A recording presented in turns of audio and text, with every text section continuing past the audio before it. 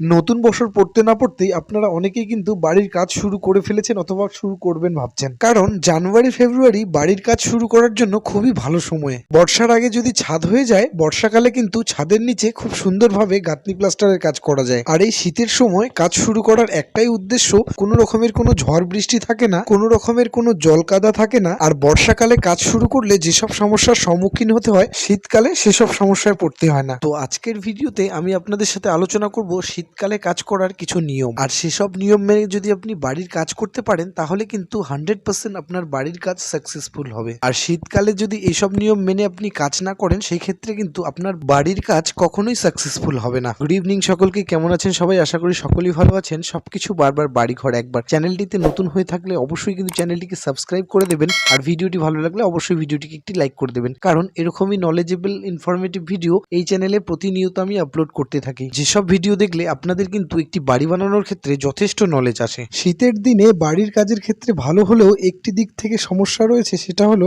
সিমেন্টের setting time. বাকি সিজনগুলোর তুলনায় শীতকালে কিন্তু সিমেন্ট জমাট বাঁধায় খুবই দেরিতে। আর এই ব্যাপারটা যতটা গুরুত্বপূর্ণ, আমরা কিন্তু ততটা গুরুত্ব দিয়ে থাকি না, কারণ আমরা কাজ করি কিন্তু একটা নির্ধারিত সময়ের উপর। যেমন সকাল 9টার সময় যদি কাজ শুরু করা হয়, কাজ কিন্তু শেষ করি আমরা 5টার মধ্যেই। আর রোজ কিন্তু আমরা একইভাবে কাজ করে যাই। ভিডিওটি একদম স্কিপ না করে পুরো ভিডিওটি মনোযোগ সহকারে দেখার চেষ্টা করবেন। খুব ছোট্ট একটি ভিডিও হতে চলেছে, স্কিপ করে দেখলে কিন্তু সেই গুরুত্বপূর্ণ পয়েন্টগুলো আপনি মিস করে যাবেন। প্রথমেই আপনাকে লক্ষ্য করতে হবে, আপনার বাড়িতে যে ঢালাই হচ্ছে, সেই ঢালাইতে যাতে জল বেশি না মিক্স করা হয়। বেশি জল দিয়ে ঢালাই মিক্স করলে কি সমস্যা হতে পারে, এই ভিডিওতে কিন্তু ডিটেলসে আলোচনা করেছি। এই ভিডিওটা কিন্তু আপনি দেখে নিতে পারেন। দ্বিতীয়তে যেটা আপনাকে গুরুত্বপূর্ণের সাথে লক্ষ্য করতে হবে, পিলারের যখন ফুটিং ঢালাই করবেন আপনার বাড়িতে, ঢালাই শেষে 24 ঘন্টার আগে কিন্তু সেই গর্তে একদমই আমাদের মাটি ভরা চলবে না। কারণ শীতকালে সিমেন্ট দেরিতে জমাট বাঁধার কারণে ঢালাই জমার আগেই যদি আপনি খালে মাটি দিয়ে দেন, সেই ক্ষেত্রে কিন্তু ঢালাই এবং মাটি দুটো একসাথেই সেট হয়ে যাবে। আর তাতে কিন্তু আপনার বাড়ির ফাউন্ডেশন খুবই কমজোরি হয়ে যাবে। আর 3 নম্বরে যেই নিয়মটা আপনাকে মানতে হবে কাজের ক্ষেত্রে, যখন আপনারা পিলার ঢালাই করবেন, পিলার ঢালাই করার মোটামুটি 16 ঘন্টার আগে কিন্তু পিলারের শাটারিং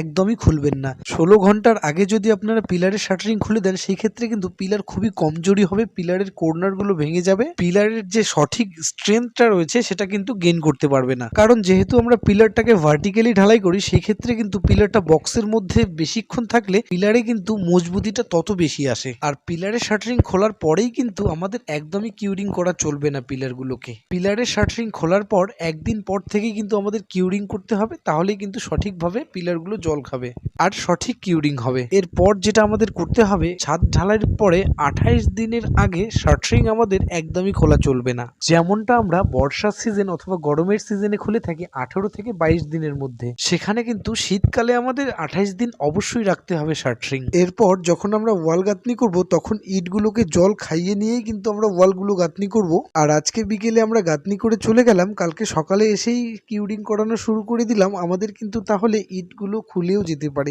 মশলার টেম্পারও কিন্তু কমে যেতে পারে। আর তাই কিন্তু ওয়াল কিউরিং করতে হবে আমাদের মোটামুটি গাঁথনি করার 24 ঘন্টা পর থেকে। আর প্লাস্টারের ক্ষেত্রেও কিন্তু একই নিয়ম, প্লাস্টার করার মোটামুটি 15 থেকে 20 ঘন্টার পর থেকে কিন্তু আমাদের কিউরিং করা শুরু করতে হবে। যখন প্লাস্টারের মশলা পুরোপুরি শক্ত হয়ে যাবে, তারপর থেকেই কিন্তু আমরা জল দিয়ে কিউরিং করা শুরু করব। আর এখন যে ভিডিও দুটো আপনাদের স্ক্রিনে আসবে, এই ভিডিও দুটো কিন্তু অবশ্যই দেখবেন, খুবই নলেজেবল ভিডিও হতে চলেছে। আর আপনার যদি কোনো প্রশ্ন থাকে তাহলে অবশ্যই কিন্তু কমেন্ট করবেন। আজকের জন্য এতটাই, দেখা হচ্ছে আর একটা নতুন ভিডিও নিয়ে।